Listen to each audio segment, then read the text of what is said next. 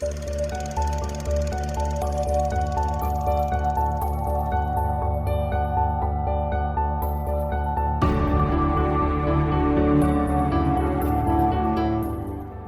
I'm Sophie, and I haven't seen a lot of films.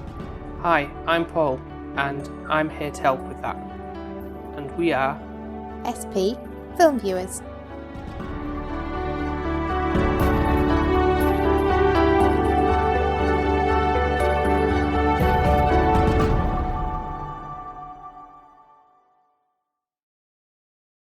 Well, last time we visited Scotland.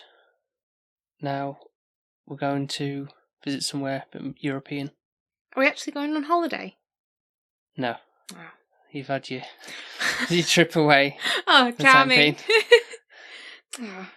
Just, now we're married, is it all downhill from here, is that what you're saying? Okay, well, where we're going in film, should we say? In Filmland. Yeah. Yes. We are going to be staying in Bruges. In Bruges? That's what the film's called. And for those who don't know, it's in Belgium. Glad you said that, because I was thinking, is it Germany or Belgium? So, yeah, I'm one of those rare people. And that's what it says on the poster, I think, and some of them, it's just in brackets. Well, it is one of those things, isn't it? If you can't imagine many people know Bradford. No. But I guess Yeah, very Bruges surprised, is probably bigger than Bradford, but yeah. Yeah, I guess so. I have heard of A it lot more before, going but on for it, I'm sure. I have heard of it. I just didn't know if it was which part of Europe it was, if it was Germany or not. But you've not heard of the film before? I've heard of the film, but I've never seen it, and I don't know what it's about. Okay.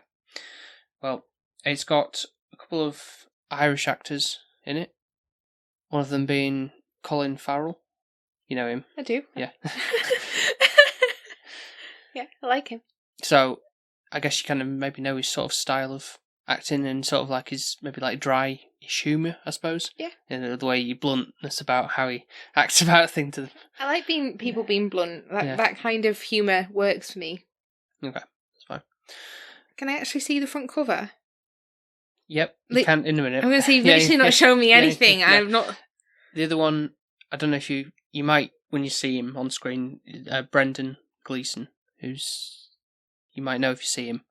Yeah, because I'm going to say I'm rubbish with names, and you've said that, and I'm none the wiser. Okay. The only Brendan I know is out of Panic at the Discos. Is he Brendan? I see it. I don't think it is. Might be. I don't know. Okay. So that's obviously I've got this nice set from Second Sight Films. Well, it doesn't give too much away there, to be honest. But the poster is kind of just a typical poster if you look on Google. Is it snowing or? Yeah, I told you it was kind of like sort of set at sort of like a wintry sort of time. So I'm not saying it's a Christmas film. I'm just saying it's just kind of set in that kind of like, oh, it's coming into that kind of cold weather. Cold weather type. It's a winter film. Yeah, I guess you could say that. Even though he's got a gun. Mm-hmm. I was hoping for a romance or something. No, it's not a yeah. No, it's more of a dark comedy. This is the director's first feature film. It's called Martin McDonagh. I think that's how he's... Yeah. I remember this being on your list a while, I think. Actually thinking about it. I feel like it's been one of those that we've just not got round to. Mm-hmm. I guess right for the right time. I think it was probably last year, around this time, that we wanted to do it, because I thought, again, it was kind of like sort of like just before Christmas type of thing, really. But so you've made me wait a whole year. Yeah, I guess to some That'd extent. Be good. Yeah, I think it's really good. I think you might appreciate the humour in it. But okay. I say it's like he's a good director. The other work he's done as well as I haven't seen his latest one though. Saying that, but it's all solid work. He's not done many films, but it's all. Any films I'd know? No, none of the films we've covered or we've seen. So okay, so something different from me, I guess. Yeah, in a sense, yeah. But I'm going to read what's on the back of here because this is a lot more intriguing than what Google description says. I guess? Yeah, come. So from the front cover, there's an older man and a younger man. Huh. So they could be related, could be a father and son thing. And they are assassins. Well, you're right on one part, which bit? is the hitmen. Okay. Yeah. But following a job that's gone very badly wrong, 2 hitmen, Ray and Ken, are sent to Bruges by their boss Harry and told to lie low and await instructions. Ken falls in love with the cobbled streets and canals of the picturesque city, but for Ray, it's torturous boredom, and he upsets both locals and tourists. Is he the younger one by any chance?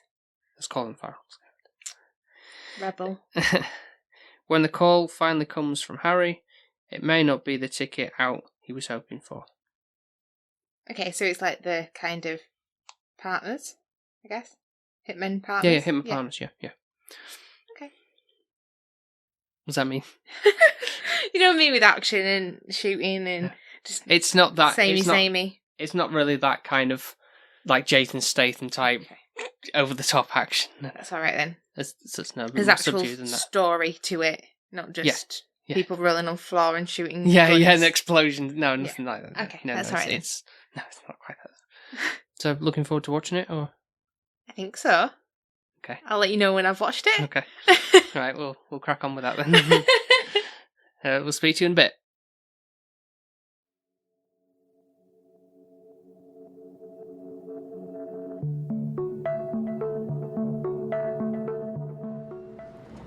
Been to the top of the tower? Yeah.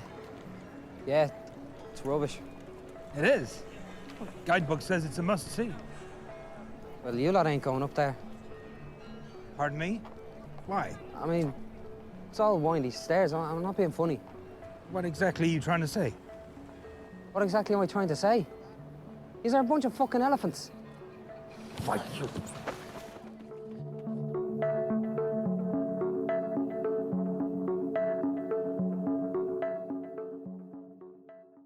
And we're back from our little trip to Belgium, or in the cinematic sense.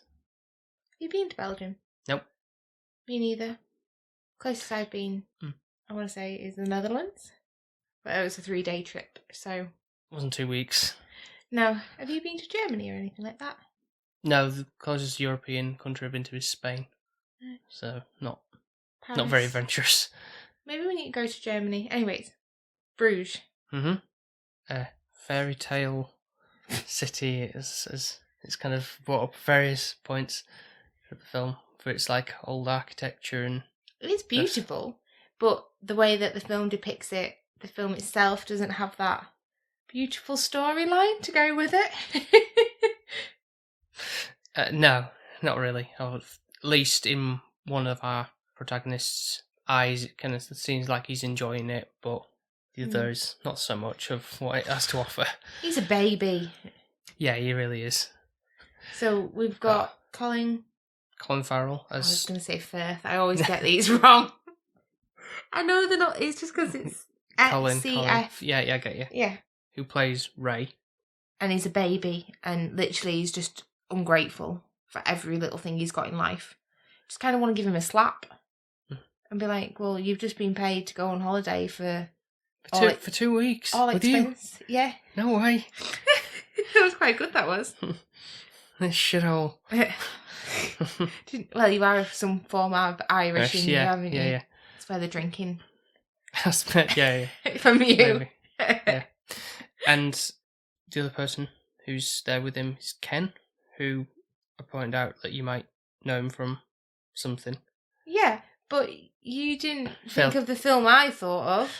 Well, I kind of slipped my mind, to be honest, because obviously there's a lot of people in those Well, I straight Harry away Potter films. was like, "That's Mad Eye Moody," and you were like looking at me like, "Oh yeah, it is." I'm thinking, well, why don't you just tell me that Mad Eye Moody were in it, and I'd have known exactly who you meant.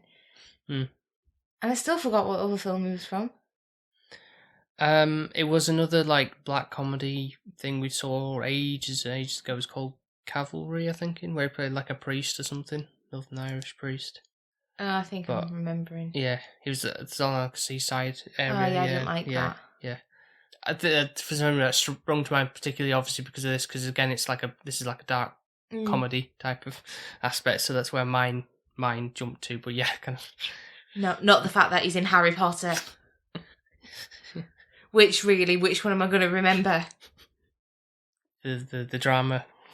I know, I one didn't even first. enjoy it. Obviously, yeah. But there's a lot of people from Harry Potter in this film. Mm-hmm. Which, still you, I don't know if it's because you didn't know or you just didn't tell me. Like, the Chloe girl that obviously Ray takes a bit of a shine into. Yeah, you said she was called what? Fleur did a... Oh, damn it. Go on. Fleur did a... I can't do it. I did it the other night, didn't I? Fine. Fleur de la Claw. There you go. Gosh. Yeah. I didn't study French in school. It's alright. So... French to know someone's name. I'm just saying. So that's why it's such hard work.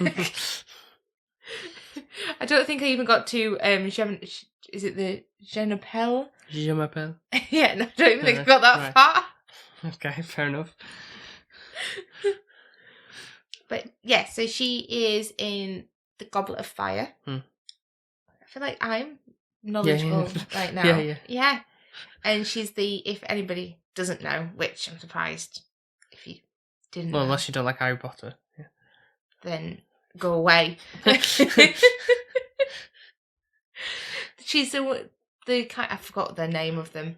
Like, I'm sorry, I am a Harry Potter fan, but I'm not like a true knowledgeable. How dare you? Well, yeah. Slagging people off for not watching and then going... No, watch it, but you don't need to know everything about it. Not like you, Jesus. Flipping encyclopedia in your head. Which is the ones where they kind of come from the fanciful school and they wear the blue dresses and the hat and then they run in and go, ah. There you go. Then there was... You said there was another Harry Potter. Well, yeah, there's a very obvious... But I don't think it counts.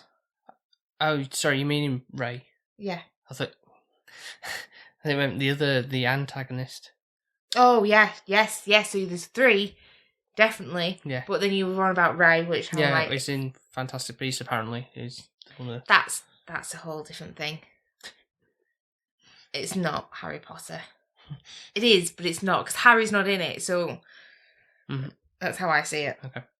But then we've got Voldemort, which straight away you were like, oh, do you know what film he's in? I'm like, yeah, Harry Potter. And you're just looking at me like, not the Grand Budapest. Well, yeah, but I normally go, oh, he's, like, because I didn't tell you that he was in the film. So normally you're going, oh, look, it's so-and-so. Oh, I go, oh, I don't know who that is. Yeah. Normally. Well, who is that? Oh, yeah.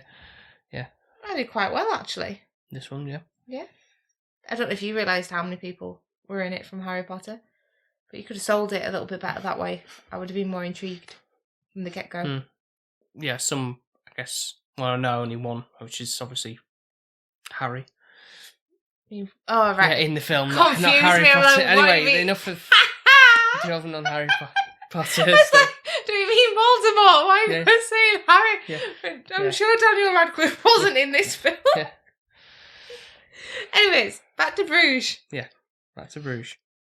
I think it's a quaint little town. It does have that wintry feeling. Yeah, I told you it was kind of set around Christmas period. But I didn't say it was a Christmas film. I just said it was kind of this version on that thing. No one was really like dressed as Santa or... I wouldn't. Well, there was trees. There was Christmas trees. And decorations up. Yeah. I wouldn't say it's a Christmas film, but then neither would I. Oh. I'm not saying it is. It's not like the Die Hard scenario where that's very much very close to Christmas Eve. This is like a nondescript. This could be end of November or something. When this is, start putting up stuff. How early they start putting up decorations these days. Me, yeah. You're having a slight dig. Just the stores. True. More so. Okay. Yeah. You shocked me there, to be fair. So, there is Ray, which is our dishy Colin, and he's very, very charming. His Irish accent is... I know he's Irish, but it's definitely on point, because on other roles he's not as Irish. He seemed to be more heavy. Playing him... I probably feel like he might be playing himself. Yeah. Who knows? Yeah. Playing up a little bit, obviously, with the expressions and just the mannerisms of... I can't say he didn't do it. No, of course not. A good job. He did. No. But you do want to twat him round the head and be like, just get yourself together. Yeah. But the effing and the jeffing. Yeah. It's one of those films that is very heavy on that. To be fair, Like if I was a little old lady, I'd be like, can he stop swearing now? But to be fair, it doesn't. It kind of adds the humour to it. it's that dry, sarcastic tone that I like, and it just gets a chuckle out of me. Mm. But Did just I the way. laugh? Yeah, I think you did. Yeah. Bad one, I don't remember. Well, you laughed at one bit in particular, but there was something else entirely. But we'll get to that as we go along to the story. It's a good job he remembers, doesn't it? I'm going to go see now before you, I swear to God. I guess one of the problems that people might not, as well as the swearing, obviously, is there's a lot of maybe non-PC terms used. Yeah, there's a lot of kind of body shaming, I would say, to individuals. Early on in particular, these Americans who wanted to go for the tower. He was being really nice and probably genuine and not meaning it in a nasty way initially, but that obviously because the way he delivers it, he doesn't have a filter. Mm. He is just being honest. But I was a big girl, and I'm sure if somebody said that to me, I would be like, well, screw you, I'm going to prove you wrong. Yeah. But he doesn't need to go that far. He could just say it's really steep, or just be careful or something. No, I think it's really narrow or something. He's like, yeah, but what's that supposed to mean? That's worse, because narrow means that then that fat person cannot fit. Yeah. And me being a bigger person before, I know that would have triggered me. Yeah, I know, but obviously people are quite sensitive. They're thinking, oh, are you saying I'm fat? Type of thing. And well, to be fair, I don't think it's a thing that anyone should say. What? Like the word fat. Like I feel like that's something that for me, there's certain words that you shouldn't say, and that one should be included, and I don't think it's included enough. Mm-hmm. To be completely honest, because people don't know how that feels. If they've never been like that, they can't relate. And vice versa, like somebody being very, very thin and calling them skinny. Yeah. Like it's the same as it's a racist kind of thing. I know people can change their bodies, but it really, you shouldn't just be saying anything nasty anyways. But anyway. Yeah. So yeah, but I did laugh, but it was a little bit like, you're just twat. Like literally all the way through is like this arsey character that's really ungrateful for life, like. Oh yeah, almost like a child, like you say, which it's kind of what I kind of find in this watch is also it's kind of funny in parallel to like why he's there in the first place, because his incident will involve, and he's obviously has these moments where he's kind of like really remorseful about this, about the fact that he's accidentally killed a child while he was on his first proper hit job. And so that's kind of stuck with him and everything. So the fact that he's kind of like acting like a child, but I guess in kind of like on the same level as a child, basically, because he's the way he's acting, and then he kind of relates in a sense, because he's like you see all these shots where he's like looking around at little kids and everything, just living about their lives, and he's like, oh, that little boy could have lived and and become something of himself and actually the life. Tender moments. But back to the fact of on PC stuff with the midget, dwarf, however you want to coin it, but I think it's supposed to be dwarf, isn't it? But dwarfism is actually the term. Yeah. That is the politically correct way. Mm-hmm. A midget is, I feel like that's a bit disrespectful. Yeah, that's what I'm saying about the PC aspect of it. Yeah, it does make you feel uncomfortable. Like, I know when we watched The Shining and they said the N-word, and obviously The Shining is a lot older than this film. And to be fair, like, if I was the dwarf in this film, I don't know if I'd have been really happy with how it was being depicted, really. But it just shows how old is this film? It's 2008, I believe. Not meaning this in a bad way.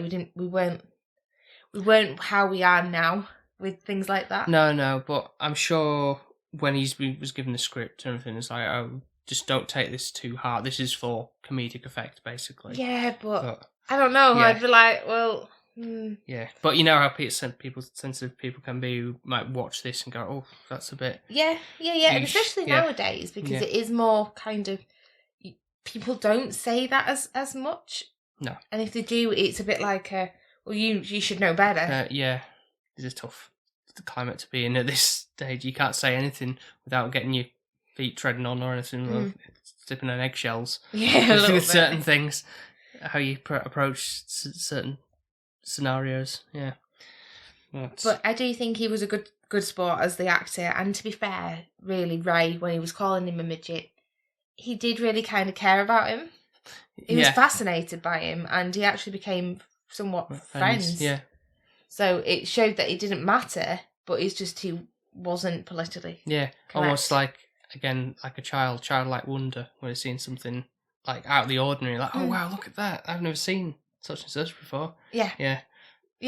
And he was nice towards him. He was just more, that's what he thought they were called, and that's what he's calling them. Chloe brings up, they prefer to be called dwarfs, and so that's why I understand, like, that's what I mean about, like, people calling them midgets and it's dwarfism, and it should be that way, but at the same time he's being a slight hypocrite there, but because he keeps calling a midget.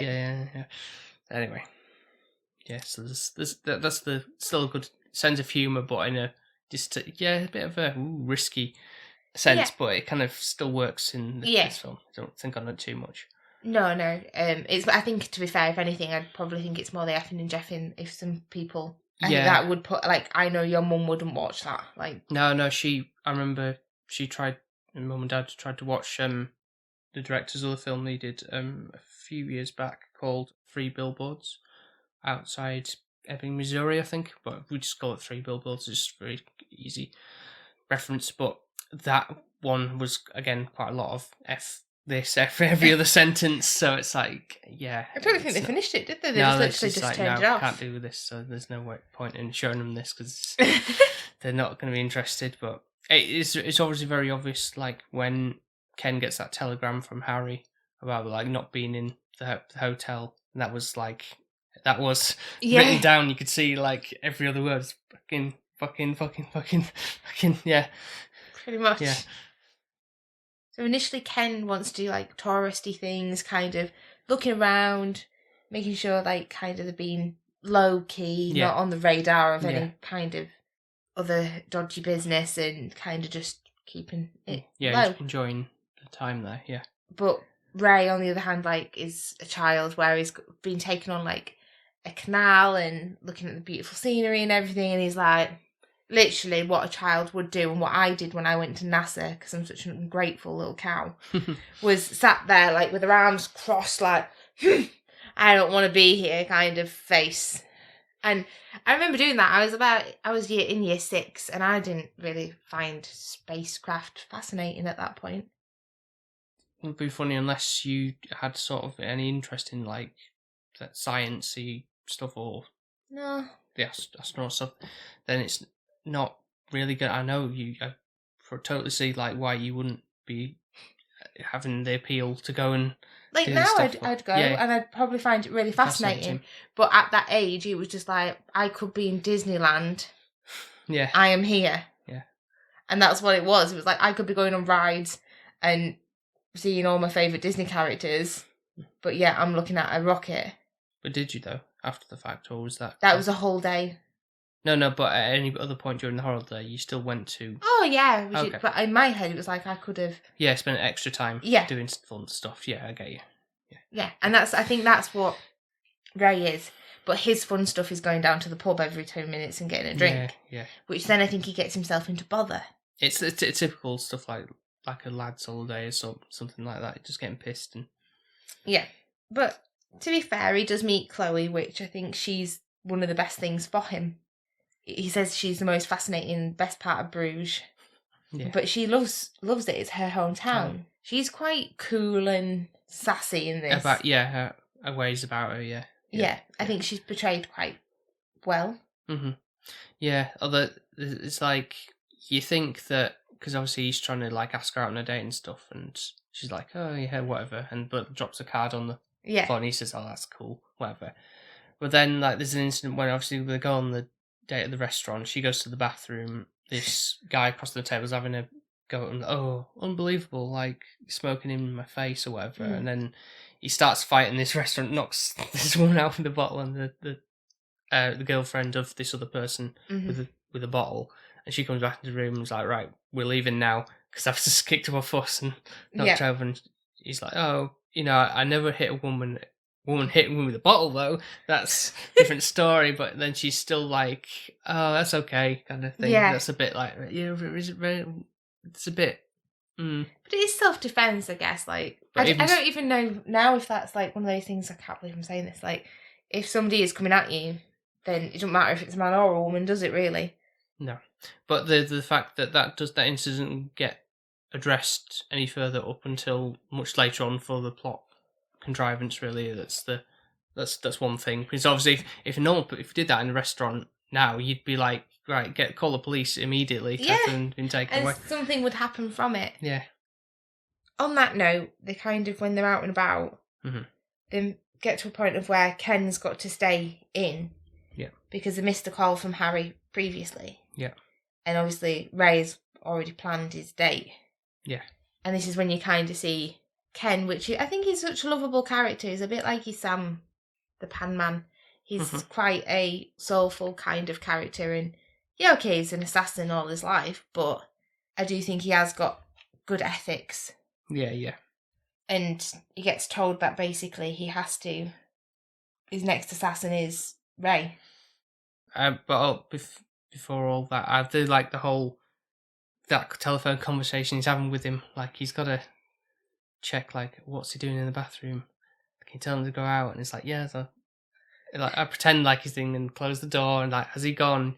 Even though he knows that he's done that check and like pretended like the door's closed, and he's still got to like act like he's doing it, even though he doesn't know. Yeah, that thing is just like really funny, quite comical. Yeah, and it's like, oh, this conversation really long and drawn out. It's like, what was he doing? Like, what did you have for dinner and all that kind of like. So just like, just hang up the phone now and just say the right things. That's like me though. Sometimes I ask 1,001 questions at you. Like, I think I ask you, like, how's your day been? What have you been up to today? And then you're, like, looking at me like... Yeah, it's fine, yeah. But then I keep asking, because it's like, you haven't given me much. Yeah, and obviously, like, trying to big up the fact that, Bruges is wonderful. It's like a fairy tale thing, and it's, like, appeasing Harry, even though, like, he went when he was, like, 7. Yeah. So it's like, well, at that age, you kind of get a grasp, but it's obviously a lot different when you're an adult. Again, like you're saying about going to NASA. What age were you? Like, I was in year 6, so it wouldn't have even been like maybe 11 or... 11, yeah. Yeah, so vast difference, age difference compared to what you are now. Thanks, Paul. Yeah. Old woman. Yeah, no, but you're right. It is. Your interests change. And I think Harry doesn't really know Ray very well. No. And it is actually Ray's first job, this is, which, to be fair, it makes me think, well, it might be easier for Ken to kill him then, because they've only done one job together. Whereas if they'd been partners for a while... It would have been very tough to have done so. But it seems to be that Ken has quite an affection to Ray.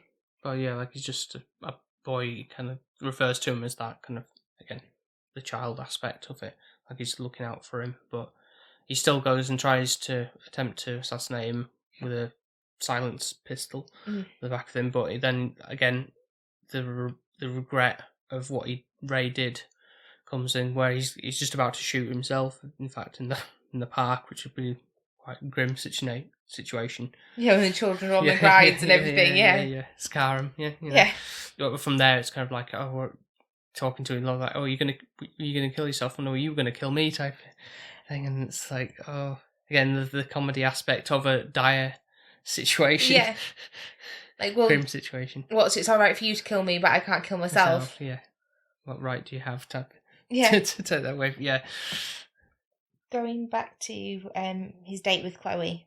So obviously she's a film star at the moment, and he's thinking, oh, I'm dating this person that's like higher class than me, really, really like kind, and basically a really good kind of person to be around. And then obviously they take him back to her place, and then her ex-boyfriend appears. Yeah. And he kind of plays into the whole thing going terribly wrong at the end. It's like he's that kind of character that you just want to kill off, knowing what you know beforehand, just so then he can't do what Yeah. how it ends. And yeah, but on the thing of like how things end, obviously he kind of Ray kind of points out, the whole night's ruined after he discovers that they were trying to sort of rob him and everything, and like, we gotta take him to the hospital because he shot blanks in this guy's face, and it's like, So what an inconvenience. Were both of them trying to rob Ray?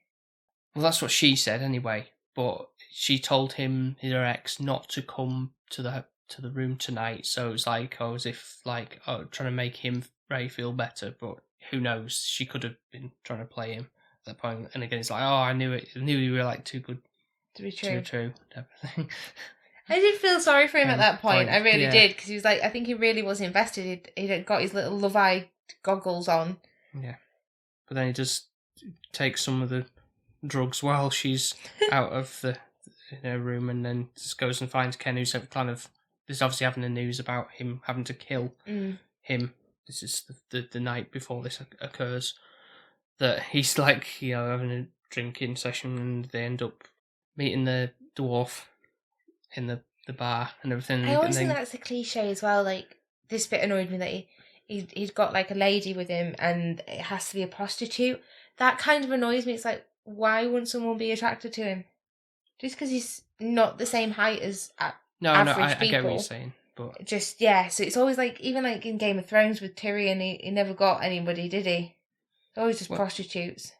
Well, I think that's completely true, because initially I think that was the case. That would just be easy pickings, but I think as the story that we see in the series, there was love developments, but I think that might have been their prior calling. Yeah, I get what you're saying. Yeah.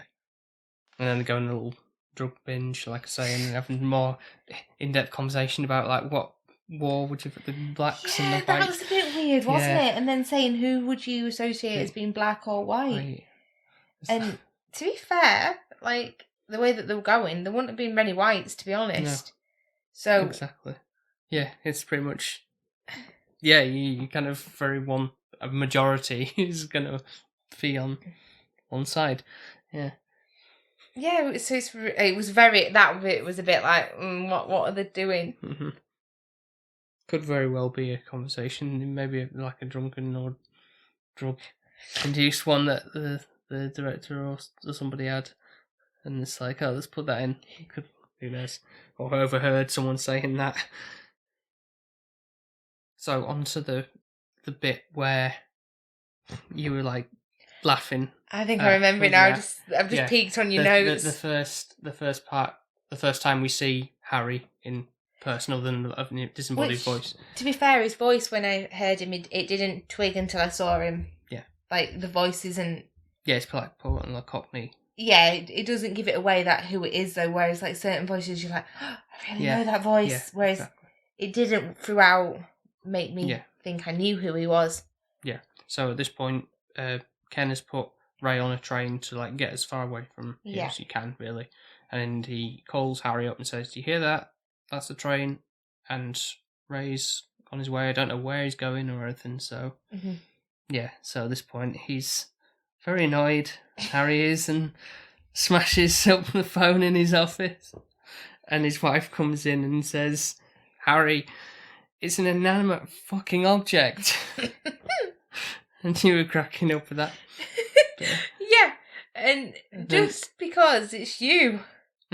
But I don't say, "You're an inanimate fucking object." I think if you did, you get something else back at you. Yeah, because she just walked on and went, that rolled her eyes. And... Normally when you're yelling at your computer or whatever it is, and if I go, like, "Paula, you alright?" I normally get a, "What?" instead. That's what mine would be like. And then you're like, "Oh, I'm sorry." And then after the fact. But I think it is funny because, like, you are the softest person and you won't really talk to anyone nasty at all. No. But God, I wish I wasn't an object, because Jesus Christ, you are brutal. Like, so that's why it's so funny, because you're awful to them. Imagine if it became like Beauty and the Beast and all your items that you've been yelling at this entire time came to life. They'd be like, "That Paul's a sod." Like, Yeah, that's Yeah. true. But He wouldn't be having Lumiere. Like, he'd be like, I'm not putting my lights on. You keep yelling at me. I'll make you put your lights on. No. No, I'll burn you with me candlestick. Cogsworth wouldn't be setting his alarm to wake you up because, something to think about, isn't it, if your things came to life? Not really, because it's not going to. So with this, he has to. I'm going to have to go to Bruges myself. Yep, get the job done himself. Yeah. So Ken, bless him, it's quite sad. This part is Ken knows Harry's going to come. He's going to kill him, and he's already prepared himself basically for that death. Yeah. He's aware that he's sacrificing his own life so that Ray can have a longer life because he's older, isn't he? Bless him, Ken. And he's also pointed out earlier when he was having that conversation when he was on the drugs and saying like, well, my wife's was black and she died and everything. So Yeah. sorry, black and she was killed by a white man. Mm-hmm. I think. Yeah. So it's like, where do I stand on this in this great war? Yeah. So yeah, you kind of know from there like he's got kind of nothing to lose really in his age and all that aspect. Really, no family, no anything. So it's like, it's quite sad that he's kind of like putting himself forward for the chopping block, essentially. Yeah, and it's not his fault really. He's done a really good job of being an assassin all his life. Yeah. And he has that connection with Harry, so I feel like that's actually harder for Harry to do because he has worked for Harry a long on multiple time. jobs, yeah. But then, all of a sudden, Ray's on the train and he gets arrested and I'm like, what the actual hell is going on? Why is he getting arrested? And then it's to do with some Canadians and I'm like, well, I thought they were American. I'm sorry. And... Easy mistake, because there's many times where would you know if someone told you that Ryan Reynolds was not American, he's Canadian? I think I know that, but on basis like unless they go, I'm from Kennedy, like like anything, I wouldn't know. Boot, like or anything like that. But that's the stereotypical. I'd just say they were American. Yeah. Sorry, well. Any Canadians out there? So so again, it's like Justin Bieber's Canadian, and there's others. Yeah, there's a lot of other comedians and singers, and who are. But so he kind of says, "Oh, I didn't know," sorry about the whole John Lennon thing or whatever, because obviously I think it's poking more fun at the Americans for killing John Lennon or whatever. But that's that joke. But but anyway, it's a bit of a okay. That's just a means of just getting him back to Bruges. Really, no other means of doing that really, but he must only have Chloe's number because she bails him out. But with what money, I don't know, to be fair. How she bails him out of jail. From robbing tourists, like I say.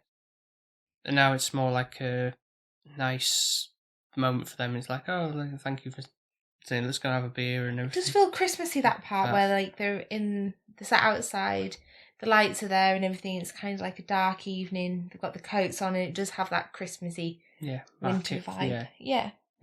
Give it that.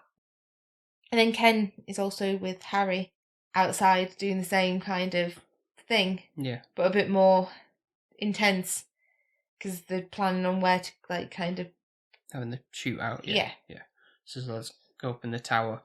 And obviously mentioned at the beginning this like stickler of a ticket officer guy, like, oh no, you let me in for however much. $4.90. It was meant to be five euro or something. Yeah. And they wouldn't do it for 10 cents or like 10p. 10 euros, well, whatever the currency is. But you just hate those kind of people, don't you? And it's the same again when he's encountering him with Harry at that point, but obviously he gets a lot more of a raw deal, and that one is like, oh, you don't know who you're messing with here. Well, he was tapping his forehead, and it's like anybody could get a bit miffed off with that. But again, not with this guy. Yeah, loose screw. Yeah. But with this part up in the tower for Ken, it kind of touches me a little bit because he won't fight. He's given up. He's like, no, I'm not fighting you.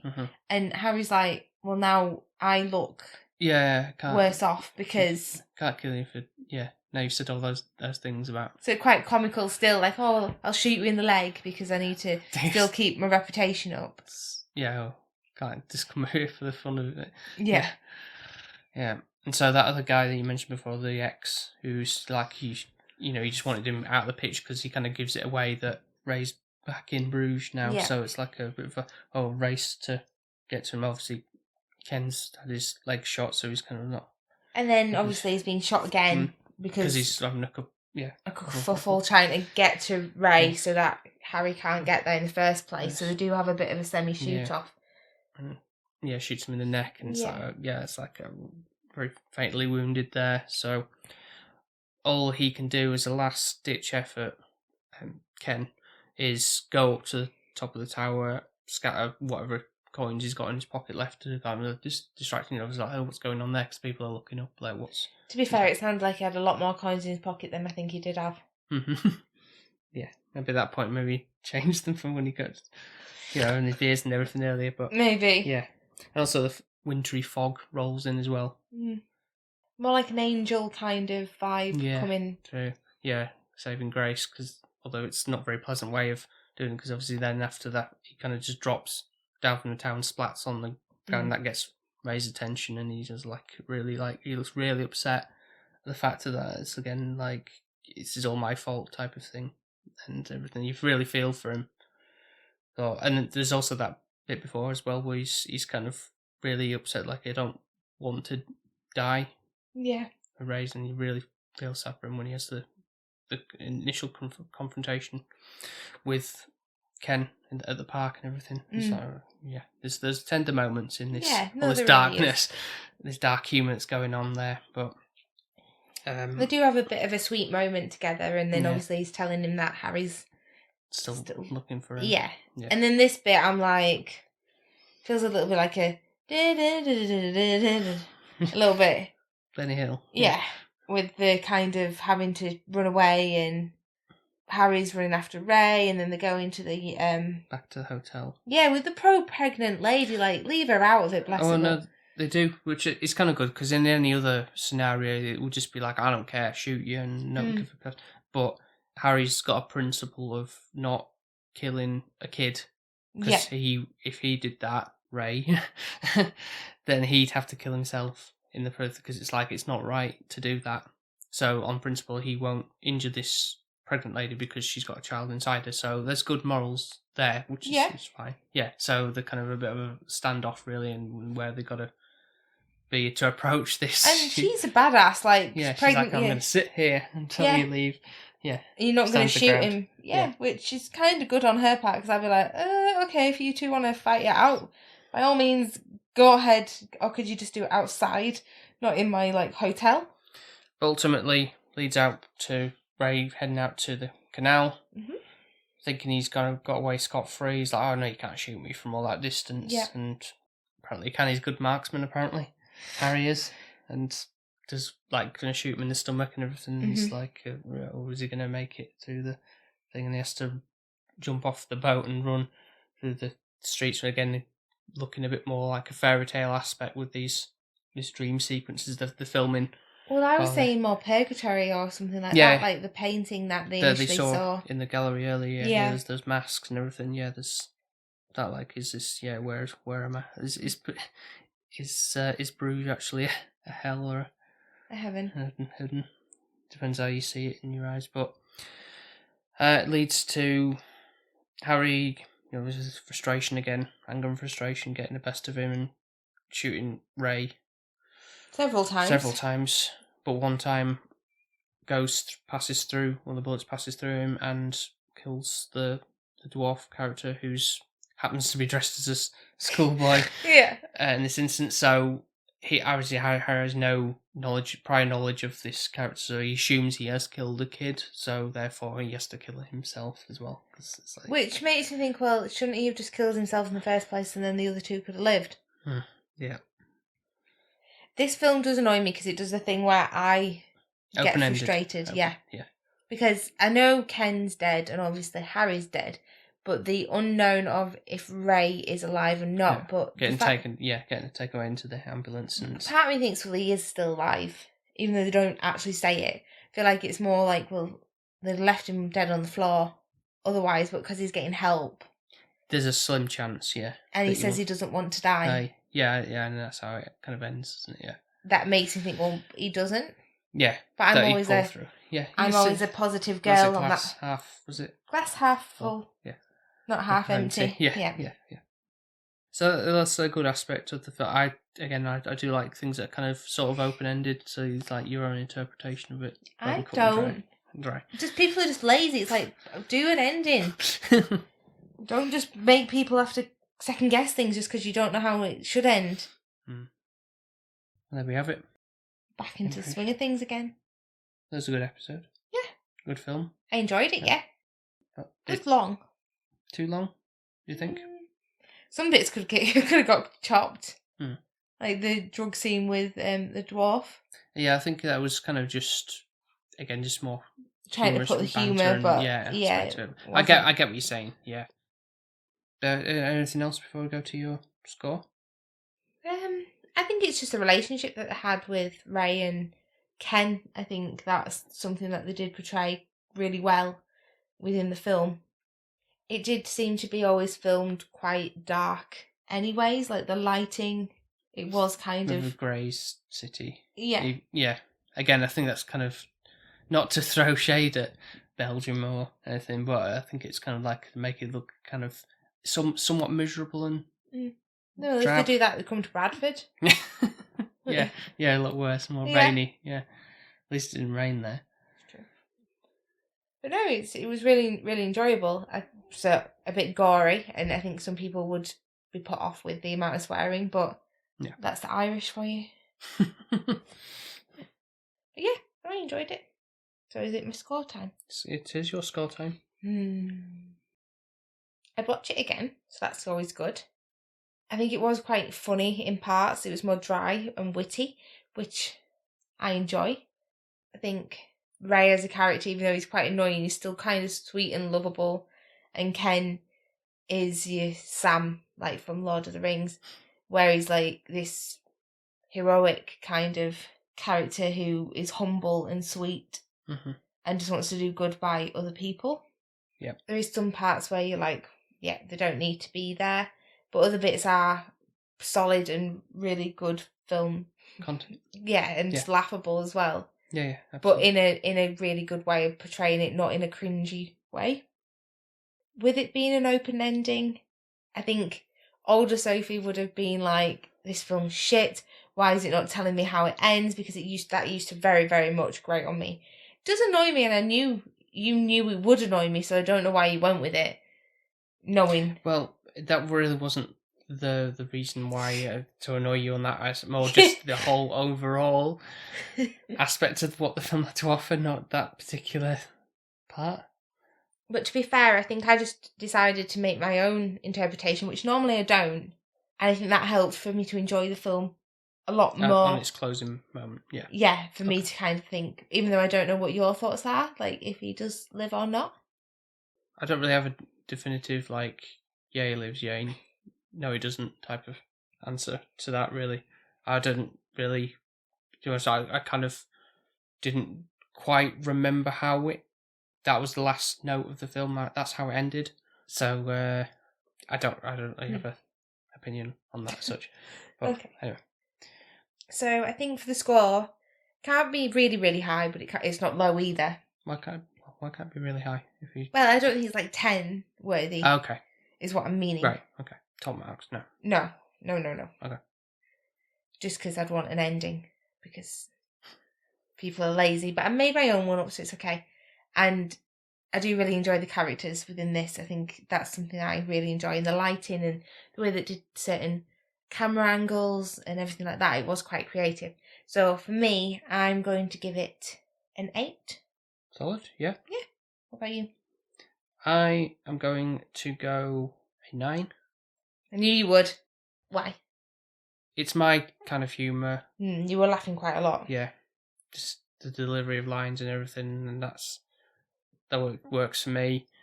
And got a good balance with that humour and those sincere moments that you kind of care about these characters and everything. That's what you want from a film. And there's obviously these particular scenes that are sticking in my mind from multiple viewings of that.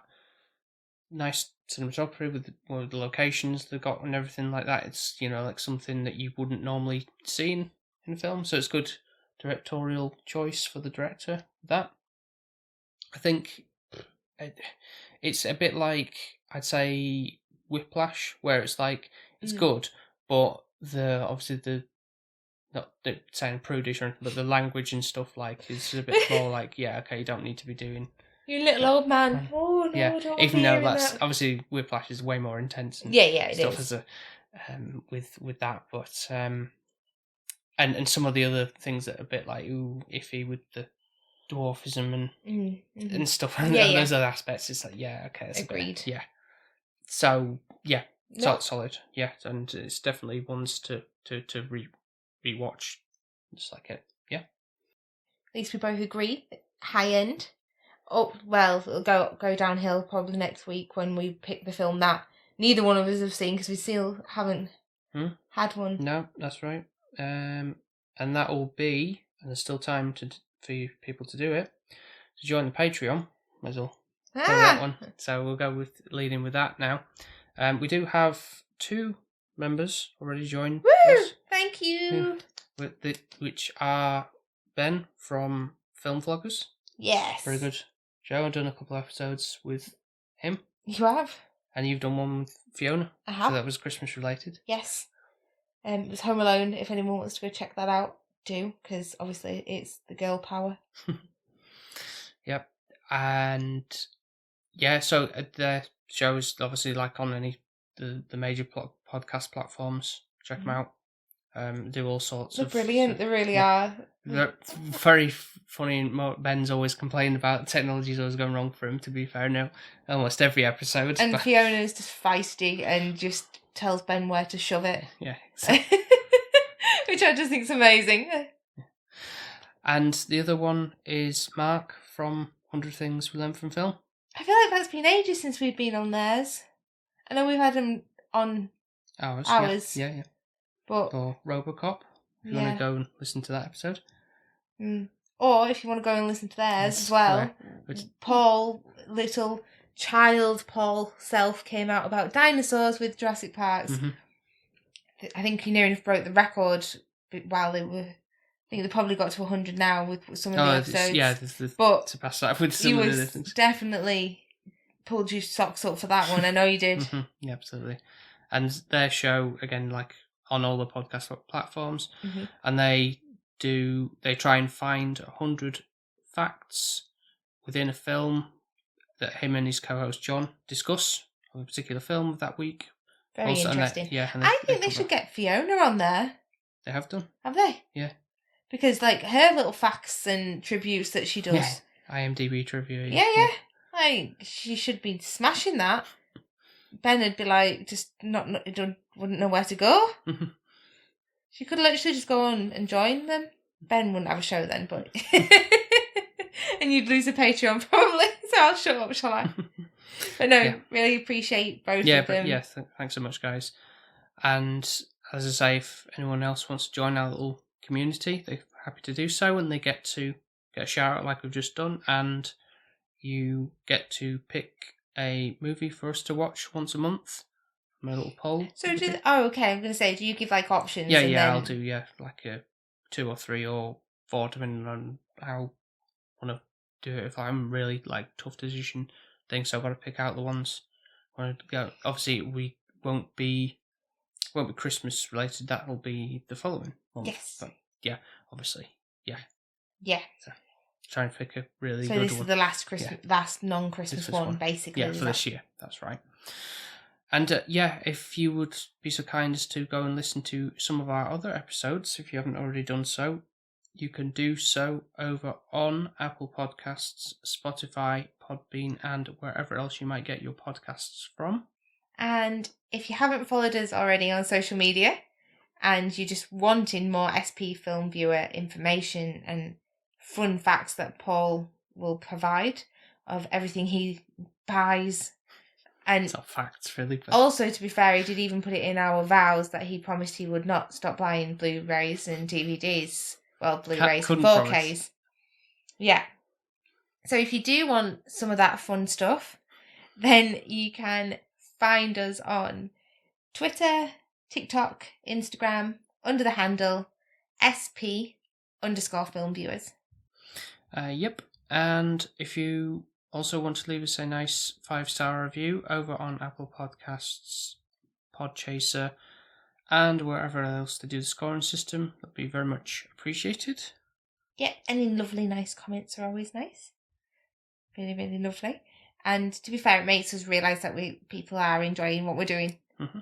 Absolutely. So, thank you very much for listening, and we will speak to you next time. Speak to you next time. Bye. Bye. Bye. Bye. Bye. Bye. Bye.